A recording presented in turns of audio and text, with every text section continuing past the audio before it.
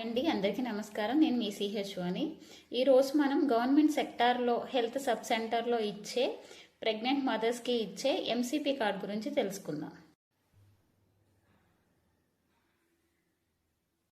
ఈ కార్డును మీరు చాలామంది రూరల్ ఏరియాస్లో చూసే ఉంటారు. దీన్ని అంగన్వాడీ కార్డు అని అందరు పిలుస్తారు, కానీ ఇది అంగన్వాడీ కార్డు కాదండి, ఎంసీపీ కార్డు, మాతా శిశు సంరక్షణ కార్డు అనమాట. ఇది సెంట్రల్ గవర్నమెంట్ నుంచి ఈ కార్డ్స్ అనేది డిస్ట్రిబ్యూట్ చేయడం జరుగుతుంది. ఇది ఆల్ ఓవర్ ఇండియా ఉంటాయి. ఈ కార్డ్స్ వాళ్ళ లాంగ్వేజెస్లో ఉంటాయి. ఈ కార్డుని చాలా చులకనగా చూస్తారు మన దగ్గర. ఎందుకు అనంటే గవర్నమెంట్ ఇస్తుంది కాబట్టి.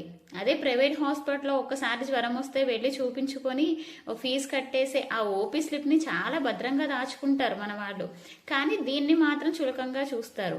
ఇది గర్భిణీగా నమోదయ్యిన దగ్గర నుంచి ఒక ప్రెగ్నెంట్ వాళ్ళ బాబుకు కానీ పాపకు కానీ 5 సంవత్సరాలు వచ్చేంత వరకు ఈ కార్డు ఉపయోగపడుతుంది.